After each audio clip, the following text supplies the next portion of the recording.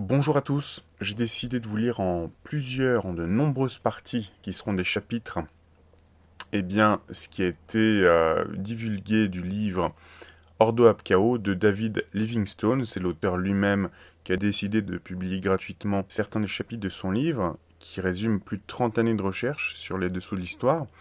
Donc dans la description, je vais vous mettre le lien du site web, qui est très complet, et celui aussi du livre de David Livingstone. Aujourd'hui, ça sera la partie franc-maçonnerie, traditionnalisme et néo-califat. David Livingstone écrit sur les dessous de l'histoire depuis 30 ans et nous a accordé le droit de traduire plus de 170 de ses articles, soit le tiers de son incroyable Ordo ab Chao. Un orateur de plus en plus populaire parmi le public musulman, connu sous le nom de Cheikh Imran Hossein, a été présenté autour d'une table ronde récemment à l'université de Moscou. Une réunion qui a été organisée par l'idéologue fasciste russe d'Alexandre Douguine. Fâcheusement, le discours de Hossein semble être à l'appui de la vision de Douguine d'un soutien russe pour les aspirations des musulmans, une manipulation qui est étroitement liée à un projet britannique de longue date et de CIA pour créer un néo-califat pour un État islamique de marionnettes dans le but d'exercer un contrôle sur le monde islamique. Donc, petite parenthèse, là il s'agit de dire que la tentative de création de l'État ISIS, par exemple, et l'afflux d'argent qui allait vers la création de cet État, ce serait finalement un projet qui serait bien pratique pour les États-Unis et d'autres pour contrôler une partie du monde musulman. Comme indiqué dans A Peace to End All Peace, au cours de la Seconde Guerre mondiale, les Britanniques, dans un acte caractéristique d'une double face, ont incité le shérif de la Mecque à combattre l'Empire ottoman, en échange du titre de roi des Arabes si la victoire devait en résulter. C'était un plan conçu par une équipe du Moyen-Orient à Londres, qui ont été rejoints par Winston Churchill et Arnold Toynbee, des infâmes des tables rondes. Round Table, dont parlait aussi d'ailleurs, petite parenthèse, Anthony Sutton. Et aussi, il me semble, le père Régimbald, et peut-être bien Serge Mona aussi. Pour exposer brièvement la politique qu'a été Thomas Edward Lawrence, le Lawrence d'Arabie, si le sultan de Turquie venait à disparaître, le califat de l'islam, d'un commun accord, tomberait sous la famille du prophète, le représentant actuel de ce qui est Hussein, le shérif de la Mecque. Les activités de Hussein semblent être bénéfiques pour nous, car ils correspondent à nos objectifs immédiats, parce que l'éclatement du bloc islamique et la perturbation de l'Empire ottoman et les États qui seraient mis en place seraient aussi inoffensifs pour nous que la Turquie l'était. S'ils sont correctement manipulés, les États arabes resteraient dans un état de mosaïque politique, un tissu de principautés jalouses, incapables d'une cohésion et pourtant toujours prêts à combiner contre une force extérieure.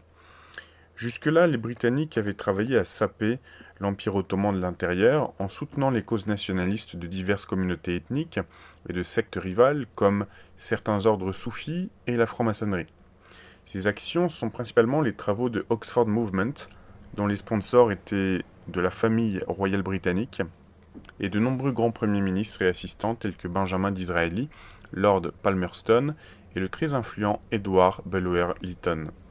Bulwer-Lytton, l'homme politique anglais et romancier qui était immensément populaire de son temps, était aussi le grand patron de la Societas Rosicruciana in Anglia Esseria, et il était l'un des principaux occultistes de son époque. Alors, petite parenthèse, il a écrit un ouvrage qui nous parle du surhomme, je me souviens plus du titre, mais le surhomme ou le nouvel homme. Chapeautant le mouvement par le rite écossais de la franc-maçonnerie, par lequel les missionnaires étaient affectés à la construction de branches de ce rite à travers tout l'Empire. Sous la direction de Palmerston, qui a servi comme Premier ministre d'Angleterre, Giuseppe Mazzini, qui avait apparemment succédé à Weishaupt en tant que chef des Illuminati, avait organisé toutes ces sectes révolutionnaires, Jeune Italie, Jeune Pologne et Jeune Europe.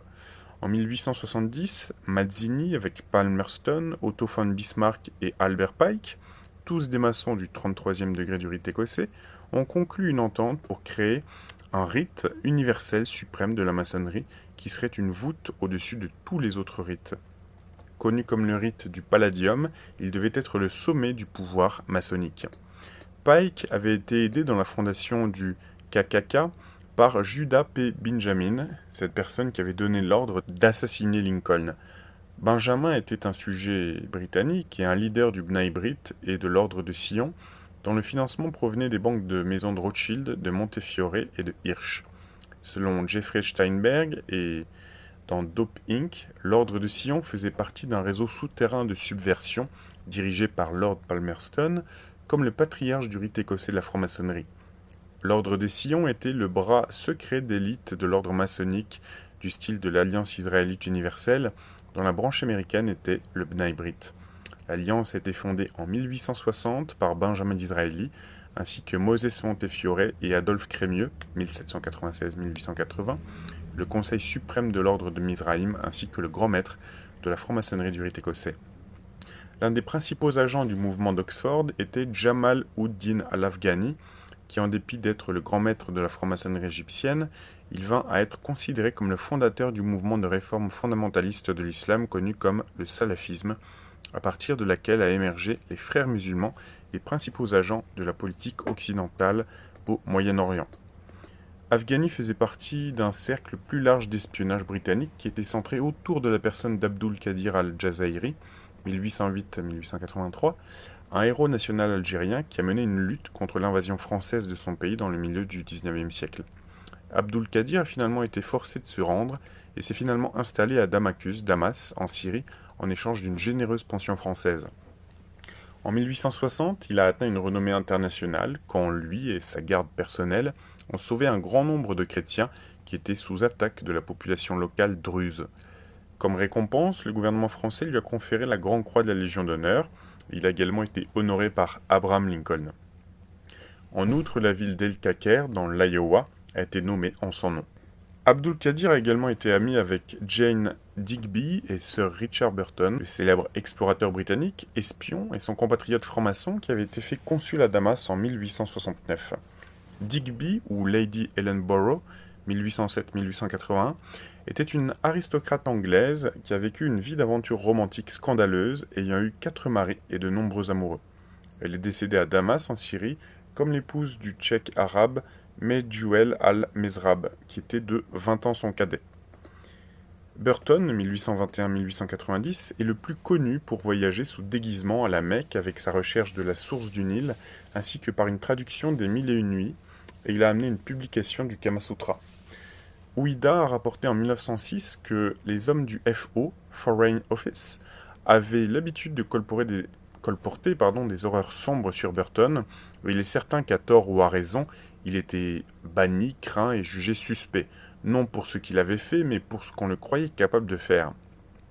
Burton et Digby étaient également des amis proches du maître Afghani Wilfrid Scawen Blunt et sa femme Lady Anne, une petite fille du poète Lord Byron.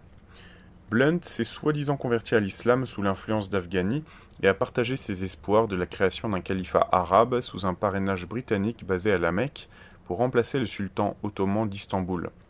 Lorsque Blunt a visité Abdul Qadir en 1881, il a décidé qu'il était le candidat le plus prometteur pour le califat, une opinion partagée par Afghani et son disciple Mohamed Abdou.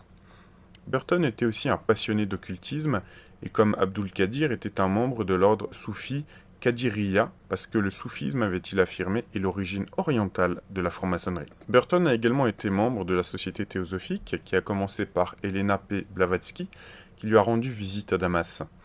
Blavatsky était le grand oracle du renouveau occulte de la fin du XVIIIe siècle, dont les livres rassemblés sont considérés comme des écritures de la franc-maçonnerie, et elle est considérée comme la marraine du mouvement New Age. Selon l'historien K. Paul Johnson, Afghani était l'un des maîtres ascensionnés de Blavatsky, effectivement elle en parle souvent de ces maîtres ascensionnés, dont elle a appris ses doctrines centrales. Afghani était le chef réputé d'un ordre mystérieux connu sous le nom de la Fraternité hermétique de Luxor, qui a exercé une profonde influence sur les sociétés occultes de cette période, aboutissant à l'Ordo Templi Orientis au taux du scandaleux Aleister Crowley. Synarchisme. Jamal Afghani était en Russie en 1886, où selon Scawen Blunt, il se lança dans le camp opposé, celui des partisans d'une alliance russo-turque contre l'Angleterre. L'éditeur de Blavatsky, Mikhail Katkov, a rejoint Afghani. Il s'occupait d'organiser l'agitation anti-britannique en Asie centrale et en Inde. Ces activités étaient en alignement avec les nouvelles orientations politiques du grand jeu, The Great Game, dont figuraient les acteurs reliés à la Société théosophique et de l'ordre martiniste, dirigé par Gérard Ancos, également connu sous le nom de Papus. En qualité de jeune homme ayant étudié la Kabbalah, Ancos a ensuite rejoint la Société théosophique française et a également été membre de la Fraternité hermétique de Luxor et de la Golden Dawn. La traduction, c'est l'aube dorée. En établissant l'ordre kabbalistique de la Rose-Croix, OKR plus C, qui va être considéré comme le cercle intérieur de l'ordre martiniste, Papus rêvait d'unir des occultistes en ravivant la fraternité rosicrucienne comme un ordre occulte international, dont il espérait que l'Empire russe pourrait jouer un rôle de premier plan en tant que pont entre l'Est et l'Ouest. Papus estimait que l'immense empire russe était la seule puissance capable de contrecarrer la conspiration des Shadow Brothers, frères de l'ombre, et de se préparer à la prochaine guerre contre l'Allemagne. Papus a servi le tsar Nicolas II et la tsarine Alexandra à la fois comme médecin et consultant occulte. Grâce à Papus, la famille impériale fit connaissance avec son ami et mentor spirituel, le mystique Maître Philippe, qui a exercé une influence importante sur la famille royale avant Raspoutine. Il était censé posséder des pouvoirs de guérison remarquables, ainsi que la capacité de contrôler la foudre et de voyager invisiblement. Les faussaires présumés des protocoles des sages de Sion ont également dit avoir fait usage d'une version antérieure de l'ouvrage découvert par Papus. Papus avait découvert le OKR plus C accompagné de Saint-Yves d'Alvèdre qui ont proposé la philosophie politique du synarchisme, qui deviendra le fondement pendant une grande partie du XXe siècle du fascisme. Saint-Yves était grand maître de l'ordre martiniste et proche de Victor Hugo et du fils de Bulwer-Lytton, le comte de Lytton, un ancien ambassadeur en France et vice-roi des Indes. Neville Bulwer-Lytton, le fils du comte de Lytton, a épousé Judith Blunt-Lytton, la fille de Wilfrid Scraven-Blunt et Lady Anne. Ce fut après 1885 que Saint-Yves a commencé à se référer à une origine asiatique du synarchisme après avoir rencontré le mystérieux Haji Sharif.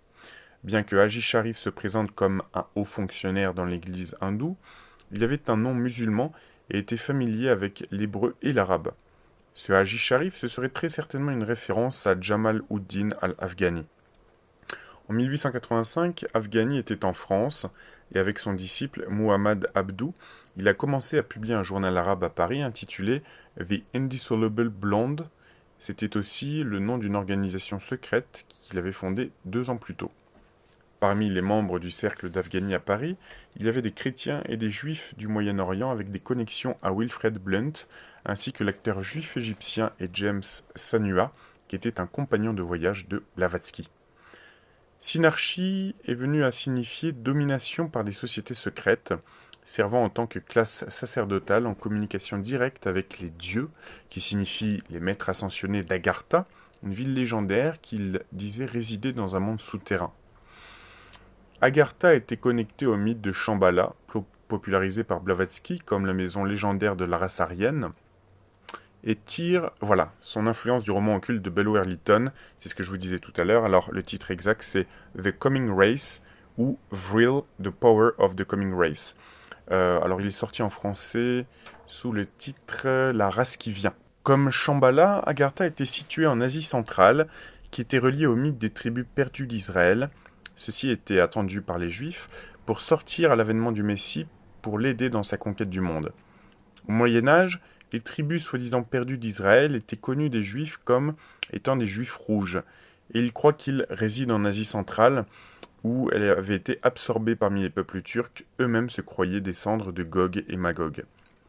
Selon Colin Gow, la légende des Juifs rouges, alors petite parenthèse, est-ce qu'il y aura un lien avec les Rothschild, Rothschild, ce qui voudrait dire apparemment en ancien allemand bouclier rouge, je ne sais pas. Donc la légende des Juifs rouges était un amalgame de 3 traditions distinctes, les références prophétiques à Gog et Magog, les 10 tribus perdues d'Israël, et un épisode dans le roman d'Alexandre. Dans le roman d'Alexandre, la première version de ce qui a été produite au cours du IIIe siècle de notre ère, avec l'aide de Dieu, Alexandre et ses hommes ont fermé le passage étroit dans le Caucase, en construisant un énorme mur d'acier, en retenant les barbares Gog et Magog du pillage des terres paisibles du sud.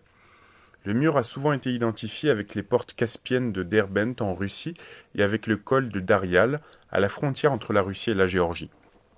Une théorie alternative est qu'elle est reliée à la Grande Muraille de Gorgone, également connue sous le nom de Mur d'Alexandre, sur la rive du sud-est de la mer Caspienne, à 180 km de ce qui est encore conservé. Les contes sont reflétés dans la figure énigmatique mentionnée dans le Coran, qui est littéralement nommé par Dhul Qarnayn, celui aux deux cornes. De même, sur la monnaie macédonienne du IIIe siècle avant Jésus-Christ, Alexandre était généralement représenté avec des cornes de bélier. Selon Hadith, incapables de passer le mur, Gog et Magog sont depuis en train de creuser sous terre, mais ils émergeront au moment du retour du Messie, Jésus pour affliger la terre, mais Jésus va prier Dieu pour les éradiquer. Selon les légendes juives, les tribus perdues d'Israël auraient été transportées dans le 8e siècle avant Jésus-Christ à un endroit appelé Arzaret, se référant à l'Arax, une rivière qui borde l'Arménie, l'Iran et l'Azerbaïdjan. Azraet est également relié à Asgard, la patrie légendaire de Odin, l'ancêtre des Scandinaves. Dans les années 1870, Ernest Renan a été inspiré pour placer Asgard en Asie centrale. Un autre écrivain français, Louis Jacoliot, 1837-1890, dans Les Fils de Dieu, a écrit en même temps sur une ville d'Asgartha. Petite parenthèse, donc c'est traduit de l'anglais, hein, il y a quelques petites coquilles, mais je suis obligé de vous le lire tel qu'il vient, donc j'espère que vous comprendrez le sens global. Traditionnalisme.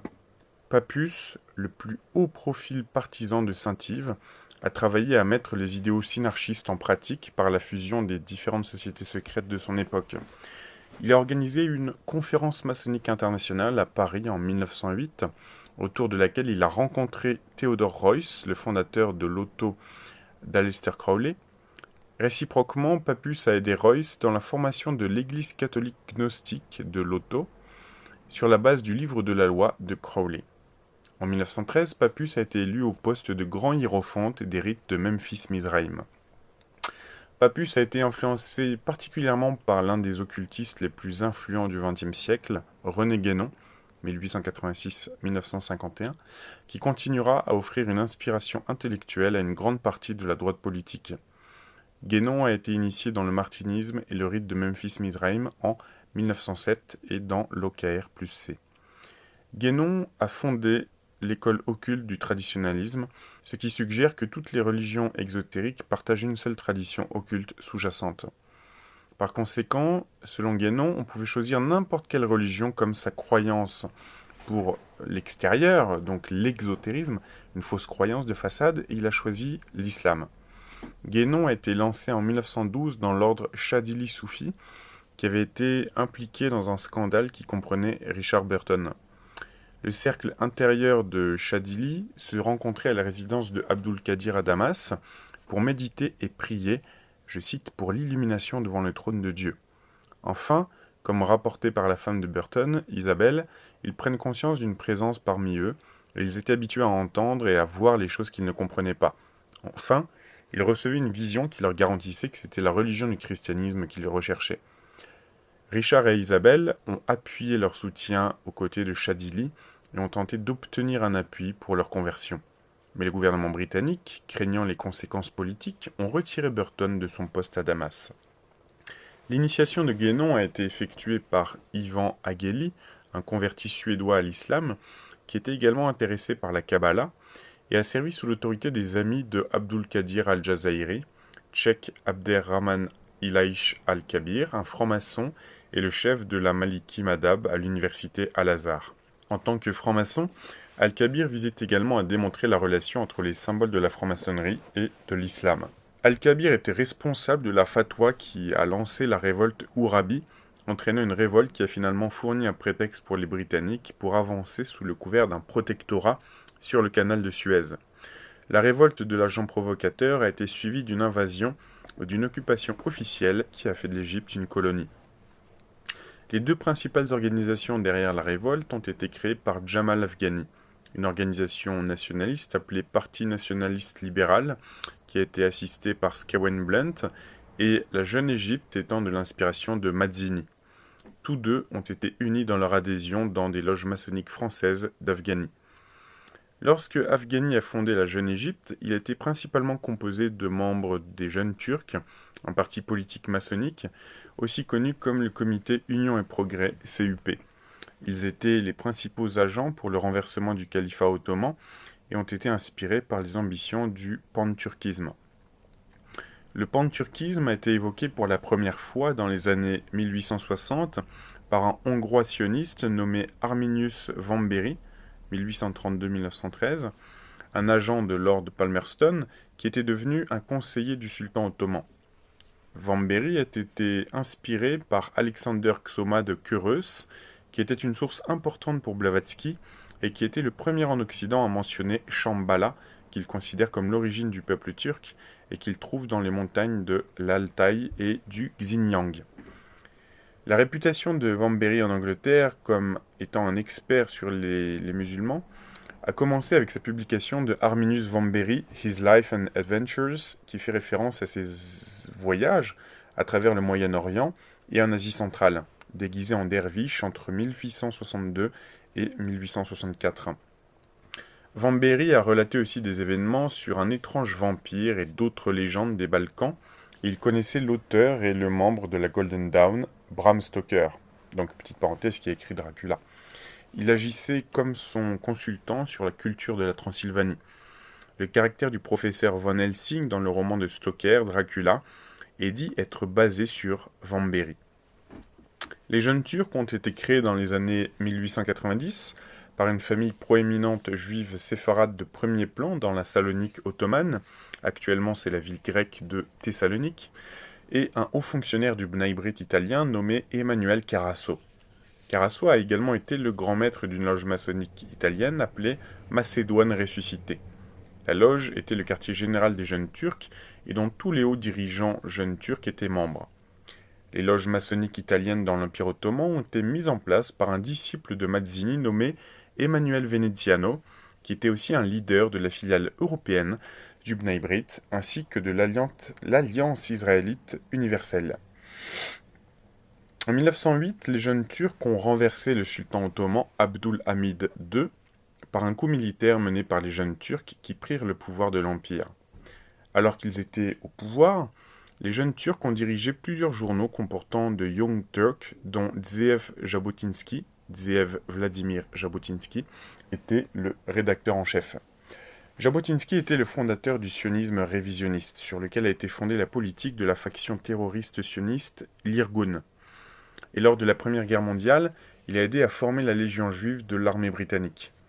Un jeune homme qui a été éduqué en Italie et qui plus tard a décrit les idées de Mazzini comme étant la base du mouvement sioniste, Jabotinsky est arrivé en Turquie peu après que les Jeunes Turcs ont pris le pouvoir pour prendre la relève du journal. Le journal a été possédé par un membre du cabinet turc, mais il a été financé par la Fédération sioniste de Russie et géré par le Bnei Brit. Le nationalisme turc, basé sur les théories raciales pseudo-scientifiques de l'Europe, était devenu l'idéologie guidant les Jeunes Turcs. À partir du milieu du XIXe siècle, les Britanniques ont travaillé à développer une alliance entre plusieurs grands ordres soufis en Turquie, comme les Bektashi, qui avaient de solides relations avec la communauté crypto-juive d'Onmé, ainsi que les Naqshbandi et les francs-maçons du rite écossais d'Afghani et de ses disciples. Comme les nazis, les panturquistes désiraient revenir au véritable héritage païen de leur nation. Grâce à l'influence des croyances des soufis Bektashi, le panturquisme aspirait à faire revivre le chamanisme comme étant la vraie religion du patrimoine turc. Après l'effondrement de l'Empire ottoman, les Jeunes Turcs se sont accrus par les ambitions du panturquisme et ont essayé de remplacer l'héritage perdu avec une nouvelle république turque. La légende d'Agartha a donc été promulguée par Atatürk, donc Mustafa Kemal, qui a cherché à créer un sentiment de nationalisme pour remplacer la religion de l'islam comme l'identité primaire par un nouveau régime laïque turc. Les frères musulmans. Le principal élève d'Afghani, Mohamed Abdou, également un grand maître maçonnique de la loge unie d'Égypte, qui a été fait grand moufti d'Égypte par Lord Cromer, et devenant l'autorité juridique en chef dans l'islam, a institué des réformes qui ont bénéficié aux objectifs impériaux britanniques. L'élève de Abdul Rachid Rida, également un franc-maçon et réformateur connu, était le mentor de Hassan al-Banna, le fondateur des Frères musulmans. Les Frères de Banna ont été créés avec une subvention de la Compagnie du Canal de Suez de l'Angleterre en 1926, et plus d'un quart de siècle après, ils seront à la solde des diplomates britanniques et du MI6 comme un outil pour la politique britannique. Plus inquiétant, John Loftus, ancien procureur du gouvernement américain et ancien officier de renseignement de l'armée, a découvert que Hitler a mandaté al-Banna pour fonder les Frères musulmans dans le but de servir comme étant une branche du renseignement allemand au Moyen-Orient. En effet, le parti nazi était le résultat d'une fusion de la branche allemande de l'Ordo Templi-Orientis de Crowley et de la Thule-Gesellschaft de l'Allemagne, dont les notions de supériorité aryenne ont été obtenues à partir des idées de Blavatsky et de Edward Bulwer-Lytton. Ainsi, les frères et les nazis représentaient les deux branches de l'influence de Jamal Afghani. Dès le début, al-Banna était un membre d'une sous-branche de l'ordre soufi Chadili. La plupart des professeurs à la tête de l'université d'Al-Azhar au Caire étaient aussi adeptes de la Chadili. Le proéminent d'entre eux était un ami de René Guénon, Abdel Halim Mahmoud, qui a finalement servi en tant que grand imam d'Al-Azhar, et il est devenu une source importante d'inspiration pour les membres des Frères musulmans, et ses articles ont été publiés dans plusieurs magazines. Louis Powell et Jacques Bergier notent dans leur ouvrage classique Le Matin des magiciens que le nazisme était le guénonisme plus les divisions blindées. Donc c'était René Guénon plus les divisions blindées. Guénon plus tard a dédié son livre Le symbolisme de la croix à Al-Kabir. Par croix, Guénon entendait le symbole occulte de la svastika qui est employé par les nazis comme un symbole de leur héritage arien. Guénon considérait la svastika comme un symbole vraiment universel. En plus de Guénon, deux mystiques importants qui ont contribué au mythe de l'origine soufie de la franc-maçonnerie étaient Georges Gurdjieff et Idriss Shah, qui, tel que rapporté par Robert Dreyfus dans Hostage to Khomeini, ont travaillé avec les Frères musulmans à Londres.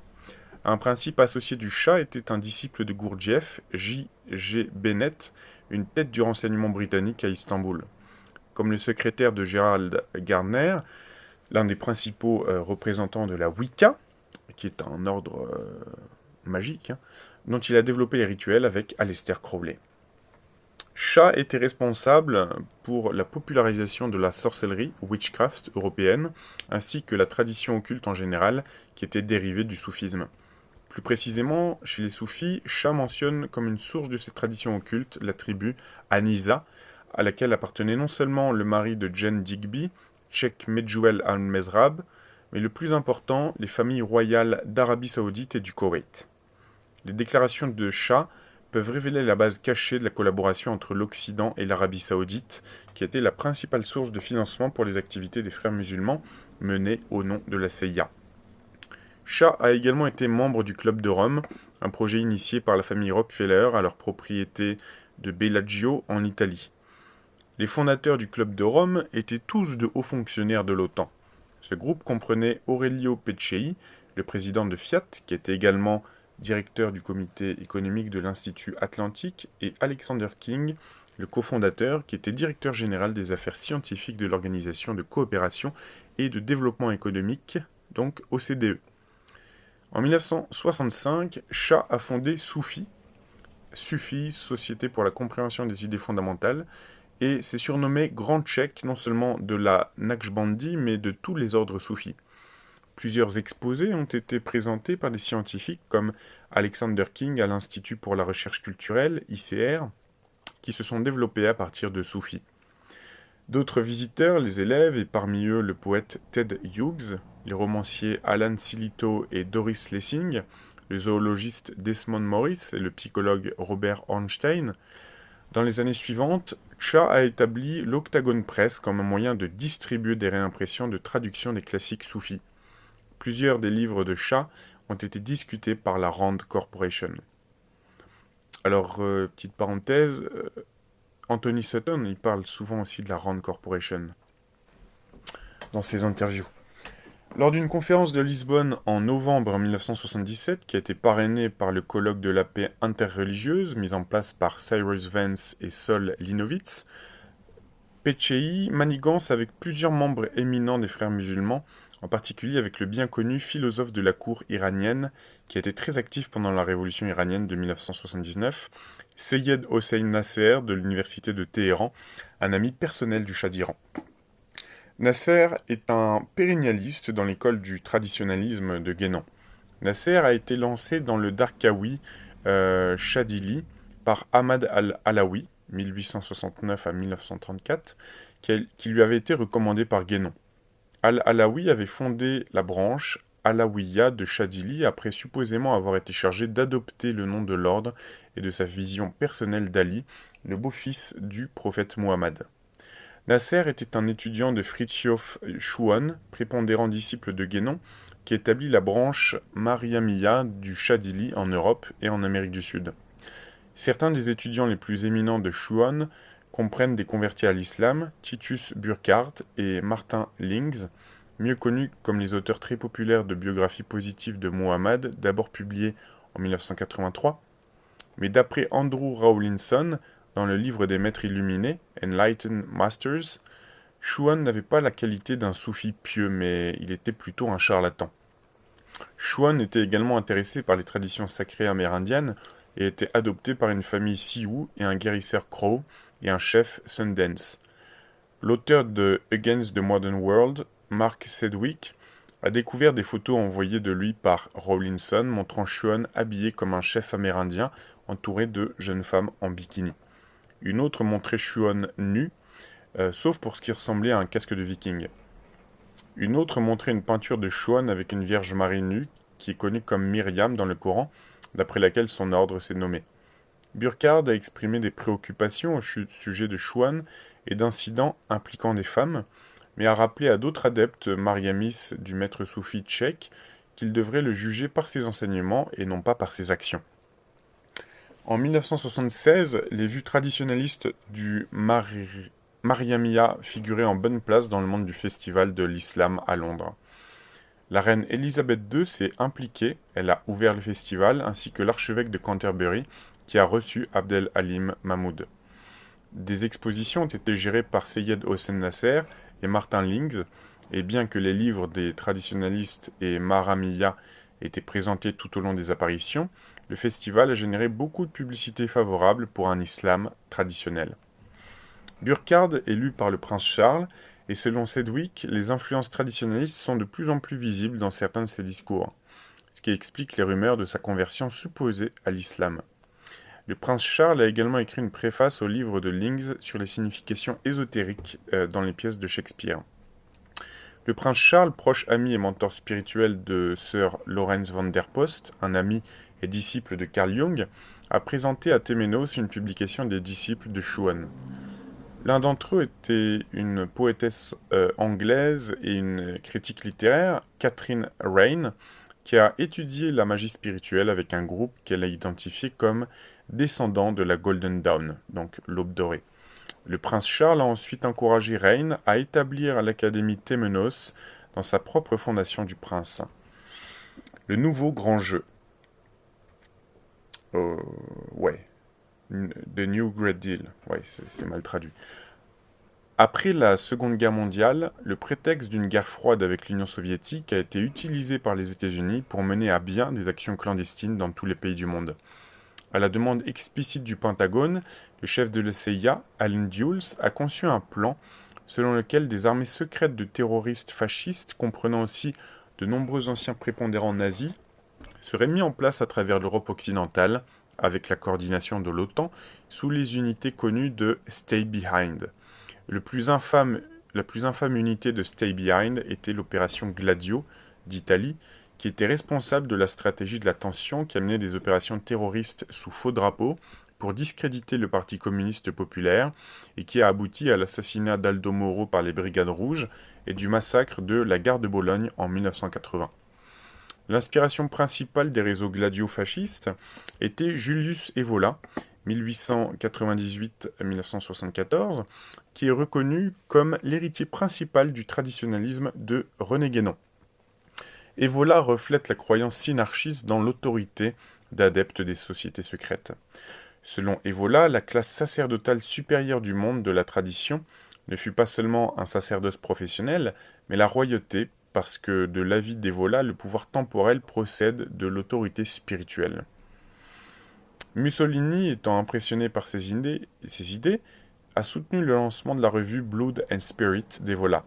En 1942, Evola a voyagé en Allemagne et a obtenu le soutien de la collaboration allemande par la publication d'importants théoriciens de la race nazie. Dans les années d'après-guerre, les écrits d'Evola ont été tenus en haute estime par les membres du mouvement néofasciste en Italie.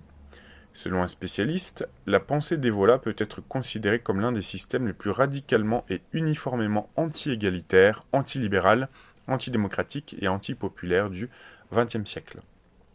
Julius Evola a été la première source d'inspiration pour Alexandre Douguin, qui fait partie d'un complot impliquant la branche turque de Gladio pour duper les peuples musulmans d'Asie centrale dans la création d'un néo-califat avec le soutien de la Russie. Bien que les Américains sont parvenus à vaincre l'Union soviétique, les conflits avec la Russie et la Chine, les deux puissances restantes pour le contrôle de l'Asie centrale, ne sont pas encore terminés et le nouveau grand jeu continue. Peut-être que veut-il dire le nouvel ordre mondial. Et précisément comme la légende occulte de Shambhala qui a été employée par des côtés opposés dans les précédents épisodes du grand jeu, et comme les Américains ont obtenu leur emprise dans une grande partie de la région, ainsi la même légende continue à figurer dans les actions des États-Unis, mais maintenant plus particulièrement dans la région qui est dit être l'emplacement de la ville légendaire Xinjiang, Chine. À cet effet, le même panturquisme qui a donné lieu à la première popularisation de l'histoire de Shambhala, qui est utilisé par les Américains dans une stratégie secrète qui est trompeuse pour exploiter la notion d'unir les peuples turcophones d'Asie centrale, et en vertu d'un néo-califat pour être exclu de la Turquie. Le gladio turc, connu sous le nom de contre-guérilla, ont exercé une grande influence sur l'histoire de la guerre froide du pays, et sont responsables de nombreux actes de violence non résolus. Contre-guérilla était responsable du développement de l'Ergenekon, le nom donné à une organisation ultranationale stékémaliste prétendument clandestine en Turquie, ayant des liens avec les membres des forces militaires et de sécurité du pays. Ergenekon est un nom dérivé d'une légende turque supposée décrire une sorte de lieu mythique situé en Eurasie, dans les vallées inaccessibles des montagnes de l'Altaï, qui sert de modèle pour l'idée synarchiste du royaume souterrain mythique d'Agartha. La connexion Ergenekon à Agartha est liée au mouvement panturquiste que les États-Unis cherchaient à exploiter après la Seconde Guerre mondiale dans leur lutte continue contre le communisme. Les services de renseignement basés à Paris ont rapporté en 1990 qu'ils avaient obtenu des documents de stratégie déclassifiés avec une référence spécifique dans la façon dont le mouvement panturquiste pouvait être exploité stratégiquement par les États-Unis. Le soutien américain du panturquisme dans le renforcement du rôle de la Turquie dans l'OTAN est arrivé en la personne du colonel Alparslan Türkeş, un extrémiste de droite. Donc vous le voyez en photo là à droite, faisant le signe de la bête cornue, qui pendant la Seconde Guerre mondiale était la personne contact des nazis en Turquie. Après la guerre en 1948, les Turcs se sont fait des contacts avec la CIA et ont mis en place un stay-behind anticommuniste avec une armée secrète en Turquie, finalement rebaptisée le Commandement des Forces Spéciales, qui a fonctionné contre-guérilla. La contre-insurrection, aussi appelée guerre contre-subversive, guerre contre-révolutionnaire, etc. Pour doter la contre-guérilla, les Turcs avaient recruté massivement parmi les loups gris, un groupe terroriste d'extrême droite qu'ils géraient également. Sur la base explicite du mouvement panturquiste, les loups gris tirent leur nom et leur drapeau de la légende mythologique des loups gris qui ont conduit les peuples turcs de l'Asie dans leur patrie en Anatolie. Le rêve des loups gris est de créer le Turan, le grand empire turc, pour inclure tous les peuples turcophones des pays de l'Asie centrale qui forment l'ex-Union soviétique, ainsi que le Caucase et les Ouïghours de la patrie du Turkestan oriental dans le Xinjiang en Chine. Selon les autorités turques, les loups gris ont effectué 694 meurtres entre 1974 et 1980. Comme rapporté par le journaliste d'investigation Lucie Comizard, la tentative de 1981 sur la vie de Jean-Paul II par le membre Mehmet Ali Agca des Loups Gris peut avoir été liée à Gladio. Donc tentative d'assassinat de 81 sur Jean-Paul II. Néo-eurasisme. Alexandre Douguine est le chef présumé d'Ergenekon. Mais Douguine n'est pas un Turc. Il est un Russe et l'idéologiste le plus populaire de la Russie expansionniste, du nationalisme et du fascisme. Il est né à Moscou dans une famille d'un officier soviétique de haut rang du renseignement militaire et continue d'avoir des liens étroits avec le Kremlin et les militaires russes. Il existe de nombreux rapports que le mouvement eurasien de Douguine a été lourdement financé par des associations d'anciens officiers retraités de la SVR et du FSB, le renseignement étranger et des services de sécurité intérieure dans lesquels le KGB soviétique avait été divisé en 1991. Douguine aime se voir comme l'héritier de l'ordre eurasien antique. L'ordre eurasien antique, dont les éléments étaient déjà présents dans le Sicherheitsdienst SD, le service secret de l'ASS.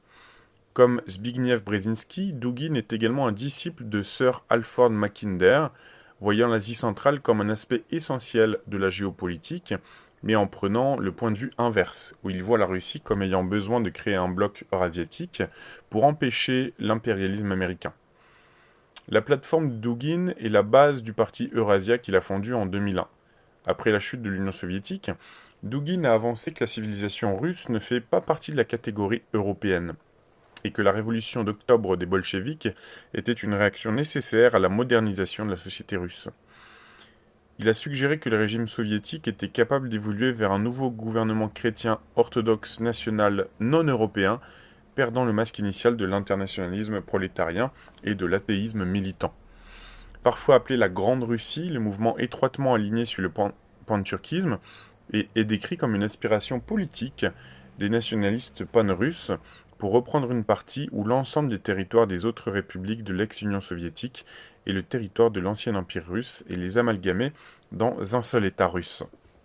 L'appel de Douguine à une alliance avec l'islam se reflète dans son associé Gaïdar Djamal, un moscovite d'origine azerbaïdjanaise qui a amplifié la relation entre le traditionnalisme et l'extrémisme islamique. Alors, petite parenthèse, ce qui est intéressant, c'est qu'actuellement, avec la guerre qui a lieu actuellement, le meilleur allié de Poutine, quasiment son bras droit, c'est, je me souviens plus son nom, mais c'est le dirigeant de l'oblast indépendant de Tchétchénie, qui fait partie de la Russie, mais qui est quand même en gestion indépendante. Et ouais, c'est son fidèle bras droit, quoi. Donc, autrefois membre du soufisme Naqshbandi, Djamal était le fondateur du parti de la Renaissance islamique PIR en 1990. En 1992, Djamal a dirigé un groupe de dissidents vers des alliances avec des extrémistes islamistes au Moyen-Orient et avec l'opposition nationale à Eltsine, sous la forme du Parti communiste de la Fédération de Russie, KPRF. Les relations de Djamal avec le Moyen-Orient incluent Hassan al-Tourabi, chef du Front islamique soudanais. En 1991, après avoir quitté l'Arabie saoudite pour son opposition à la fatwa de la guerre d'Ibn Baz, Ben Laden se rendit d'abord au Pakistan et retourne en Afghanistan avant de se fixer au Soudan. Le général Omar Hassan al-Bashir avait pris le pouvoir dans un coup d'État militaire en 1989. Juste quelques mois plus tard, lors d'une réunion des frères musulmans à Londres, il avait été décidé que le Soudan serait une nouvelle base pour le mouvement islamiste et une direction des frères musulmans, avec un conseil de 19 membres, a été établie par la suite à Khartoum, sous Tourabi, dont émergerait comme le véritable pouvoir dans le régime soudanais.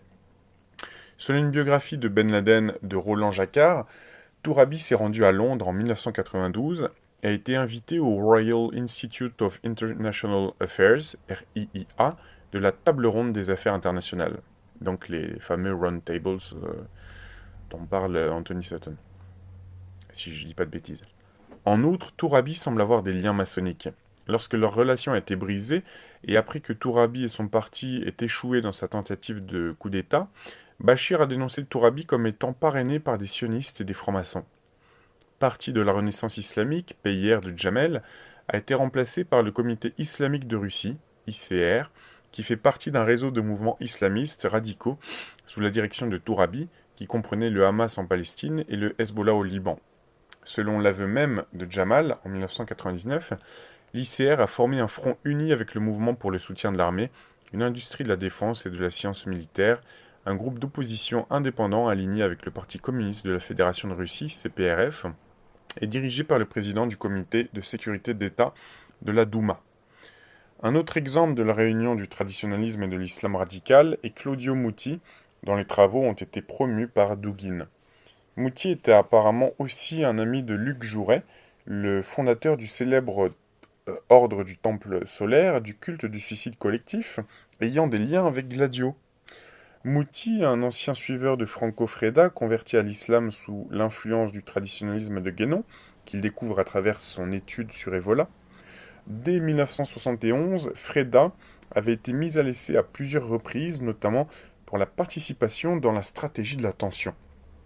Bien que finalement acquitté, il a passé plusieurs années en prison pour le crime d'association subversive.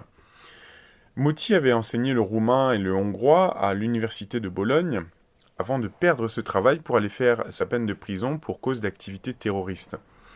Muti a fondé la maison d'édition Edizioni all'Insegna del Veltro, qui a publié les œuvres d'Evola, de l'idéologue nazi Johann von Leers, du nazi occultiste Savitri Devi et du négationniste Robert Faurisson.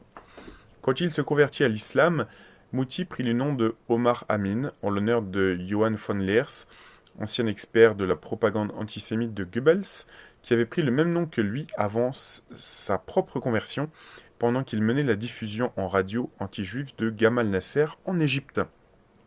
Muti a également été nommé émir du mouvement connu Mourabitoun, fondé par un converti à l'islam écossais nommé Yann Dallas, alias Sheikh Abdelkadir al-Mourabit. Dallas est également membre d'une branche de l'ordre soufi Chadili, également descendu de Ahmad al-Alawi, l'ami de Guénon, qui a initié Chouan dans l'ordre. Dallas a célébré Hitler comme étant un grand génie et une grande image, et loue Wagner comme le plus spirituel des hommes parmi les hommes dans l'âge des ténèbres, et considère la pierre noire de la Kaaba à la Mecque comme le Saint Graal. En 1990, il a tenu un symposium en l'honneur de l'occultiste Ernst Junger, l'un des pères de l'idéologie nazie, et qui a pris fin avec une cérémonie maçonnique. Albert Hofmann était également présent, ce scientifique qui a découvert le LSD et qui était associé au programme MKUltra de la CIA. Les idées de Dugin, en particulier celles sur une alliance turco-slave dans la sphère eurasienne, sont récemment devenues populaires parmi certains cercles nationalistes en Turquie, notamment parmi les membres présumés d'Ergenekon. La personnalité la plus importante en est Dogu Perinçek, le chef du Parti des travailleurs et associé de Dugin, qui en 2008 a été arrêté et soupçonné d'être membre d'Ergenekon. Perinçek combine kémalisme avec le marxisme, mais est aussi un néo-eurasiste, ce qui signifie qu'il tend vers une alliance entre la Turquie, la Russie, l'Iran et les républiques d'Asie centrale comme l'hémisphère occidental. Malgré ses prétentions d'offrir un obstacle à l'impérialisme américain, le néo-eurasisme est aligné sur des conceptions américaines récentes en Asie centrale, grâce à l'aide du réseau de Fethullah Gülen et ses liens avec la contre-guérilla, qui était une façade pour la CIA dans la radicalisation de l'Asie centrale, impliquant le trafic de drogue, le blanchiment d'argent, le marché noir du nucléaire et du terrorisme sous faux drapeau. Les idéaux du panturquisme épousés par Gülen, comme un projet apparent de la création d'un califat pan-islamique, a été écarté de la Turquie, et ce plan fait simplement partie de la stratégie après la guerre froide de l'Amérique pour contrôler l'Asie centrale dans le but de contenir la Russie et la Chine. La coordination avec le mouvement Gülen est liée à des plans récents pour faire face à la Chine, grâce à l'appui d'un mouvement d'indépendance des Ouïghours, une minorité turcophone et à majorité musulmane du Xinjiang, dans le nord-ouest de la Chine. En d'autres termes, l'emplacement supposé d'Agartha. Je vais quand même répéter cette phrase. Un mouvement d'indépendance des Ouïghours, qui est une minorité turcophone et majorité musulmane du Xinjiang, dans le nord-ouest de la Chine. En d'autres termes, l'emplacement supposé d'Agartha. Alors actuellement, ils sont persécutés, ces Ouïghours, en Chine. La machination de la CIA a débouché en juillet 2009 avec une série d'affrontements violents qui ont éclaté entre Ouïghours et la police chinoise de l'État et des résidents Han chinois dans le Xinjiang. Comme il a été déclaré en 2004 en ce qui concerne à propos des mouvements séparatistes de Xinjiang, selon Turk Pulse, l'un des principaux outils que Washington a utilisé dans cette affaire afin d'obtenir l'implication de la Turquie dans l'affaire du Xinjiang étaient certains Américains turcs dont principalement Fethullah Gülen. La majorité des informations relatives à ces activités secrètes ont été révélées par la traductrice du FBI, Sybel Edmonds, qui a affirmé sur Press TV, appartenant à l'État iranien, que les États-Unis étaient très liés avec les talibans et Al-Qaïda, et en les utilisant davantage pour certains objectifs en Asie centrale, jusqu'au 11 septembre 2001. Son observation très astucieuse est la suivante en intégralité. Vous allez regarder la situation dans son ensemble. Après la chute de l'Union soviétique, les superpuissances ont commencé à se battre pour le contrôle de l'Asie centrale, en particulier pour la richesse pétrolière et gazière, ainsi que pour la valeur stratégique de la région. Compte tenu de l'histoire et de la méfiance de l'Occident, les États-Unis ont réalisé qu'ils ne pouvaient pas obtenir directement le contrôle, et donc ils auraient besoin d'utiliser un intermédiaire pour prendre le contrôle rapidement et efficacement. La Turquie a été l'intermédiaire parfait, un allié de l'OTAN et un régime fantoche. La Turquie partage le même héritage, la même race que toute la population de l'Asie centrale, la même langue, turque, la même religion, l'islam sunnite, et bien sûr l'emplacement stratégique et la proximité. Ceci a débuté depuis une dizaine d'années dans l'illégalité, par des opérations secrètes en Asie centrale, par un petit groupe, dans la volonté de poursuivre l'industrie du pétrole et du complexe militaro-industriel des États-Unis, en utilisant des agents turcs, les partenaires saoudiens et des alliés pakistanais alliés pour promouvoir cet objectif au nom de l'islam. Voilà pourquoi j'avais dit à plusieurs reprises que ces opérations clandestines illégales par les Turcs et certaines personnes aux États-Unis remontent à 1996 et impliquent des activités terroristes, des stupéfiants, de la contrebande d'armes et du blanchiment d'argent qui ont convergé autour des mêmes opérations et impliquant les mêmes acteurs. Et une dernière remarque, jetez un œil à la population dans State Secrets Privilege Gallery sur mon site et vous verrez comment ces individus peuvent être retracés avec ce qui suit: la Turquie, l'Asie centrale, le Pakistan et l'Arabie saoudite, et les activités impliquant ces pays. David Livingstone. Voilà, je vous dis à très bientôt pour un nouveau chapitre de l'ouvrage de Livingstone.